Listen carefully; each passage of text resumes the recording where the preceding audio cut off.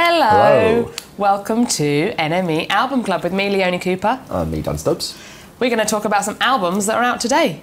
Two in fact. And one classic album that came out 45 years ago. I remember it well. Yeah, me too. So the first album that we're discussing, it came out today. It is massive. It is Camila Cabello with Camila.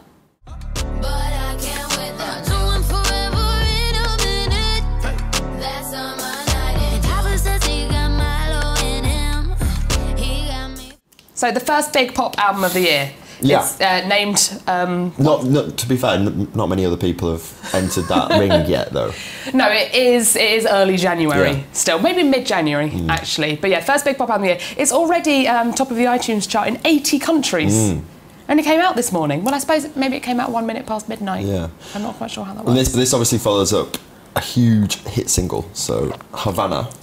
Massive, wasn't it? Havana came out last summer. I don't think anyone expected it to be as big as it was. It was sort of just kind of put out there slyly, just as a little, just to kind of test the temperature. And it went to number 1 5 weeks here, only pushed off #1 chart by Ed Sheeran. Yeah. Huge for someone who came out of another band. So she was in this American girl group called Fifth Harmony, who came 3rd in American X Factor in 2012. Yeah. And they were one of those groups that gets put together on the show as well. So they didn't come as a formed group. They were just like, you 5 would be fine together.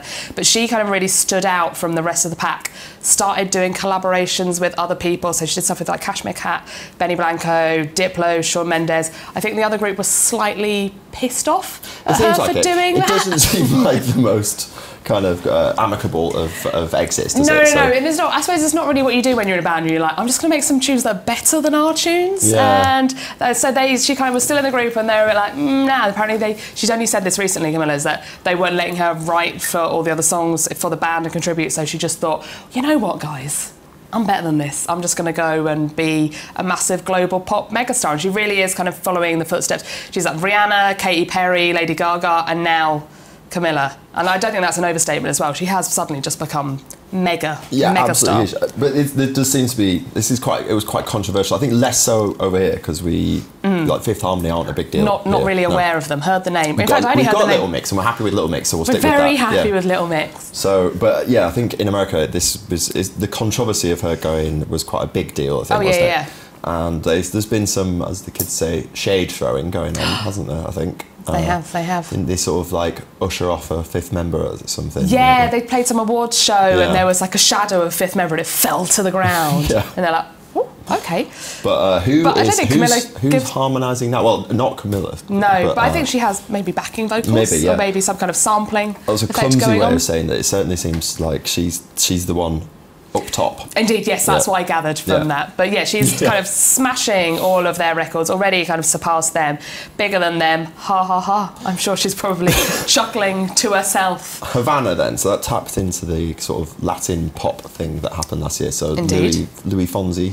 Indeed, yeah, but I don't think it was her kind of being a chance on it as well. She is from Havana, she was born in Havana as well. Oh yeah, so, she's got the creds. She's allowed to.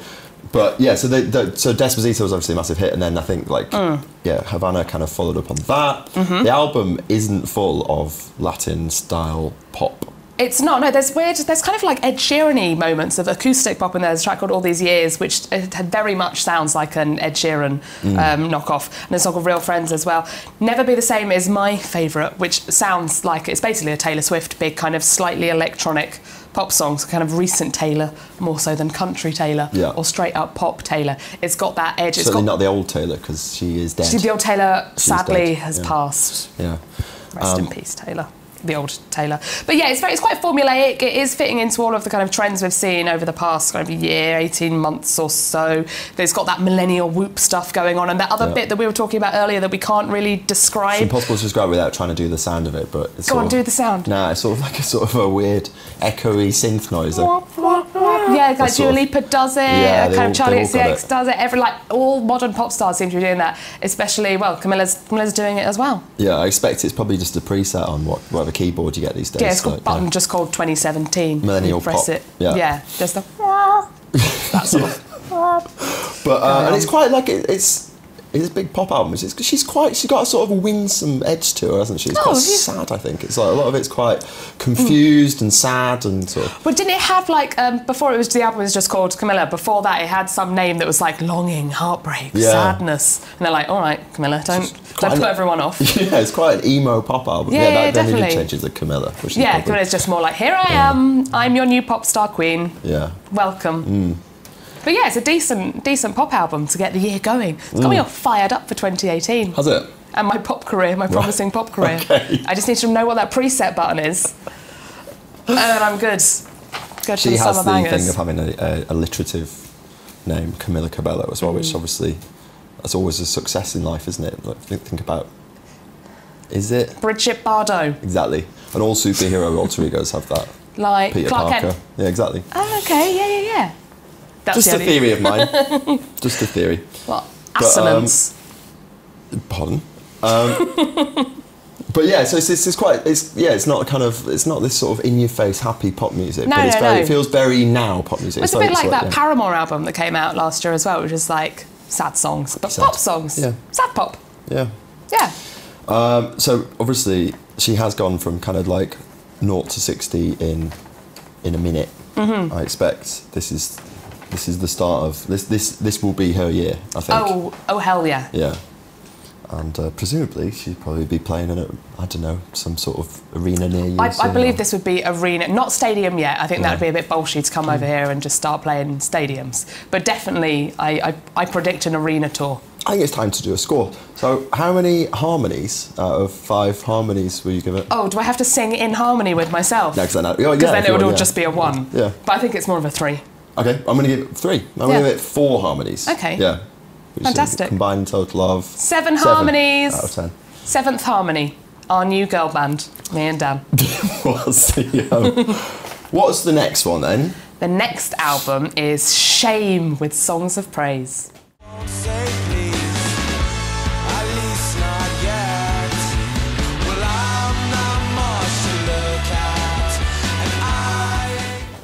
Well, we've only got the record, haven't we? Bloody haven't we? Look at it. A vinyl record. It's got the band on it and some pigs. I don't think the pigs are in the band. Not official members, but they look nice. They do look nice, tasty. So this is reviewed in today's NME. Yep. It is the first 5-star album of the year. As a caveat, that's the official NME review score, not necessarily that is what we're going to as give it reviewed at the by end, Jordan Bassett, sometime co-presenter of Album Club. So Shame. So they're a South London band. I like Shame a lot. Interestingly, little fact for you. I know you like facts. I do. Everyone likes facts. Camila Cabello is 20 years old. Who else is 20 years old? One of the pigs. No, they all died before them. This guy, Charlie Steen, who is the frontman of Shame, who is like an excellent frontman. I saw them play at End of the Road Festival at the end of last summer, and he's got this very kind of confrontational, slightly wry performance style. He ended up just taking his shirt off and rubbing his nipples. Right, okay. Whilst just staring someone in the crowd out. With a substance or just dry rubbing? Just sort of stood there doing this. Right. Charlie Steen. It was interesting. And I think he did. Sorry. No, carry on, please. He did a show recently on French telly where he just licked someone on the face in the crowd as well. I wouldn't like that, personally. But I'm not one of those people who stands at the front anymore. Yeah. But you stand at the back and you won't get licked on the face. Stand at the front and you get licked on the face. I saw them at the Scarlet, I think, last year. Right. Where he did a really good thing, which was like a sort of a very good low budget kind of entrance thing where he sort of moulded tinfoil around his face and kind of like bound out on stage after the rest of the band, looking like this kind of insane invisible man type thing. Yeah. And he sort of tore the tinfoil off, snarling, and started singing the first song. And I thought, that's a bloody good entrance, that is, Charlie Steen. Wears slacks very well. Yeah, so they kind of dress like he dresses a bit like a sort of like cheap debt 1980s. From the 80s. Yeah. But it fits this kind of like they sort of hark back to sort of political groups from the Thatcher era. I would say they're very, very left wing. When I saw them that night, they had a brilliant piece of merchandise on their stall, which didn't even have their name on it. It was just a poster that said, "If you vote Tory, you're a C word," but it did have the C word on it. Brilliant, brilliant. It's the kind of poster if you were a teenager and you took that home from the gig and put it on your wall. Your mum would go. Right. Or your mum would be like, I had one like that in the 80s. Yeah, maybe, Go on, my son. So I feel like this is like, the Enemy has changed a lot over the years. But I feel like this is the kind of band Enemy would have written about in the 80s, where they're around in the 80s, and we write about now. Well, anyway, it's not changed that much. That's why, But that's what I like about it. They're kind of classic. They're like very much like The Fall in some respects. They've got that shouty, angry vibe going on. So they come from South London. They used to rehearse in the pub that Fat White family had a connection to. Is it the Queen's Head? And they were doing that like after school every day. And there's this other scene, the scene's built up of all these kind of similarly quite scuzzy bands, like Happy Meal Limited, stuff like that. And this is what they do. Shame is a very appropriate name for this band, because there's something a bit filthy about them, hence the kind of the nipple rubbing and the tin foil. Yeah. But it's, I like that. Why not? You want to be clean cut. Low life, sleazy stuff. But they are definitely the most palatable. They're like, if you thought that Fat White Family, you like them, but they made you feel a bit grubby, they're less like that. They're much more palatable. Clean grubby. Yeah. Yeah, though they do have... like, you would invite them around to your house, but you wouldn't leave them unsupervised, maybe. Fat White Family... God, no, they're not coming in. Just in the garden. Not going in at all. They're not coming in, sorry. But, and in terms of... We write about them, obviously. It's a mutual thing, because they have written about us on their album, haven't they? They have. Where is the line? Where is the line? It's on the song The Lick. So why don't you sit in the corner of your room, and download the next greatest track to your MP3 device. So sincerely recommended to you by the New Musical Express. And so in a really weird kind of meta way now, we are recommending this. Yeah, I think they meant it in not the best way as well. I don't care. But also, they need to kind of bone up a bit, because MP3s got discontinued last year, didn't they? I know, this is vinyl as well. Yeah. Well, they're even talking about maybe they're being sarcastic, Dan. Yeah. Who knows? So, but musically, this sounds like a lot of things. Largely the Happy Mondays. I think only one song sounds like Happy Mondays, but it sounds so much like the Happy Mondays that, given recent events and you know, if you've been following the Lana Del Rey Radiohead thing, Shaun Ryder probably should get on the phone to somebody, because it sounds exactly like Kinky Afro. Don't start a legal battle, Dan. It's Friday. And weirdly though, the album starts with a song called Dust on Trial, which is a total red herring, because that sounds like a Queens of the Stone Age kind of Caius, desert, stoner, rocky, bluesy song.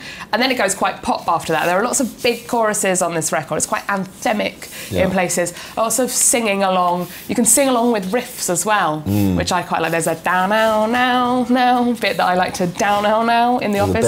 Doing the bill. Down, now, now. Oh, that's Casualty. Actually, down, down, down. And there's some kind of like dirgy stuff with spoken word over the top, which I was like a sort of like stuff. Horrible like London Serge Gainsbourg talking to you about horrible things. So there's one where he goes to the gynecologist. He does go to the gynecologist. Says it like that. I don't know why he's going to a gynecologist. There's a good lyric on that. Maybe he's got a friend that he's picking up. Very descriptive explanation of his trip to the gynecologist. He was surprised to see me standing there with my golden ticket hanging out of my left pocket. As I entered the building, I saw large acrylic paintings span the ceiling, and the stale smell of silicone clung to the wall. Is golden ticket a euphemism? Hanging out of his pocket? Well, I don't know. We've revealed the secret last time. Don't look behind the curtain. But it is really good, and it's like, you know, it's nice to have a really exciting guitar band. Yeah. As much as it's nice, you know. It's nice to have a very exciting new pop star. It's nice to have someone that you can kind of go and see and, I don't know, lick a nipple at. And that's always nice. Yeah. They're playing the 100 Club later this month. I think we're all going to go. There's going to be a little Enemy office outing. Are you going to come? But, we'll be in disguise. So, yeah. How many piglets... Trips to the gynecologist. How many trips to the gynecologist? 5. Dan, 5 trips to the gynecologist. Yeah, I know, it's only mid-January. If everything's okay, I'm just a hypochondriac. Okay, I'm going to give it 4 trips to the gynecologist for shame. So that's 9 trips to the gynecologist. God, that's a lot, isn't it? So from some young people in their 20s. From the 20-year-olds. So he was only 22, I think. 22, 23. It's that man, Bruce Springsteen, with Greetings from Asbury Park, New Jersey, which is how old today? 45 years old 45. This month, not today.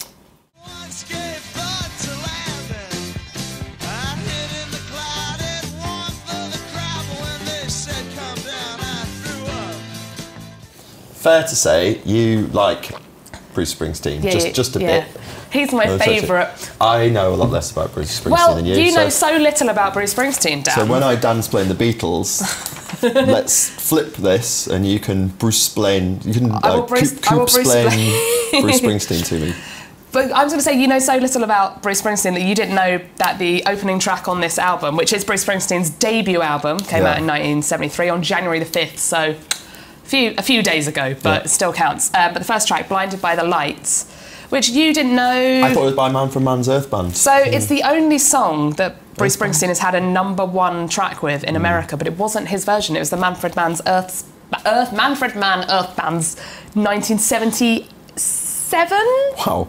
As we were saying Manfred Mann's Earth Band, it doesn't sound right, but it is Manfred Mann's Earth Band, yeah. So their cover version... It's good, that. Is a good song, but if you've heard Blinded by the Light, you probably will have heard the Manfred Mann. I'm just going to say Manfred Mann version instead of the Bruce Springsteen version, which is sad because the Bruce Springsteen version is banging. What did you think to hearing the Bruce Springsteen version this morning? I liked it. Like I do like Bruce Springsteen, but I'd never really checked out this album. No.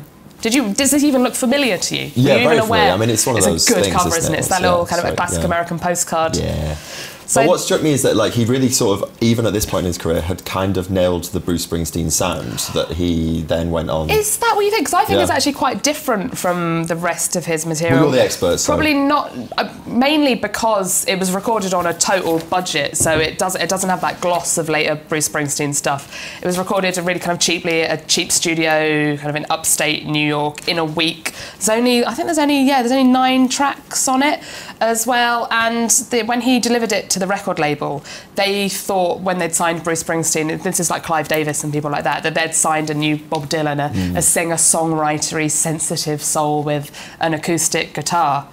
Huh? No way!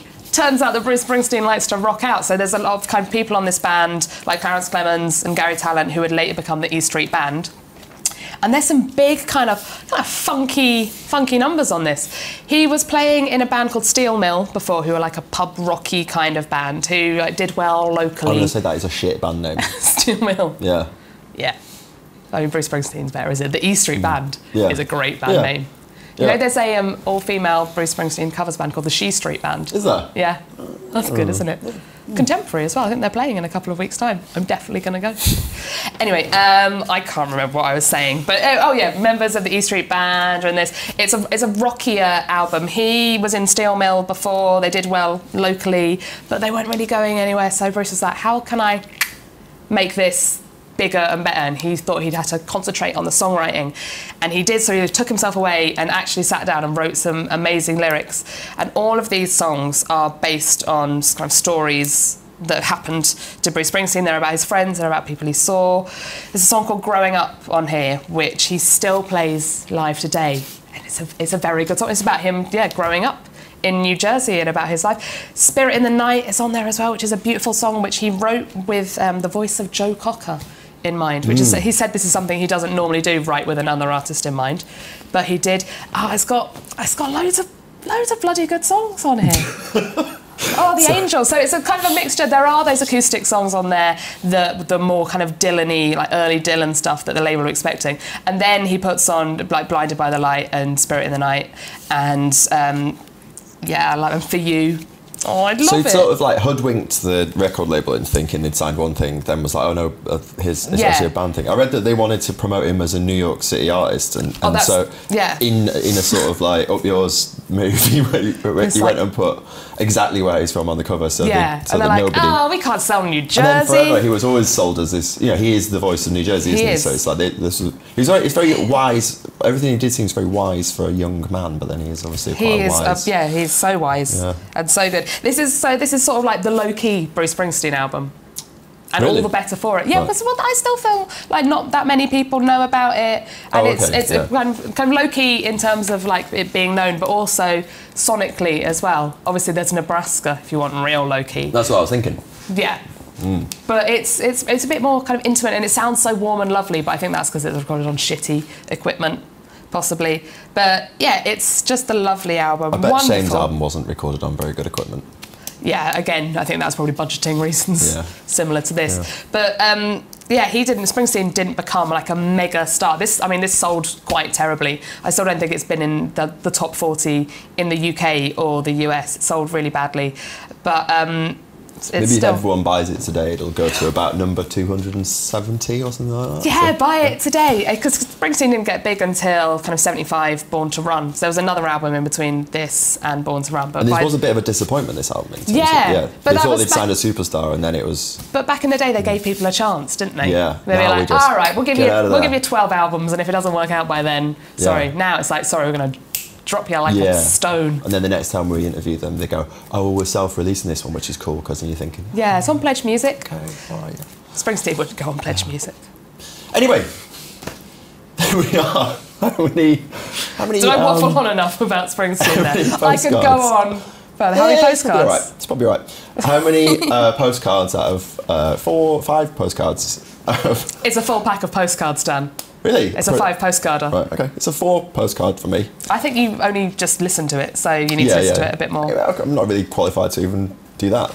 Oh, look at the little face. Yeah. Well done, Bruce. Yeah. Well done, Shane. A Brucey bonus there. Well done, Camilla. Well done, you, Leonie, and well done for watching. Well done, Dan. So that's it until next week. There'll be more albums next week. Albums. There's always more albums. There's always more album club. That's what I like to say. It's the catchphrase. Bye.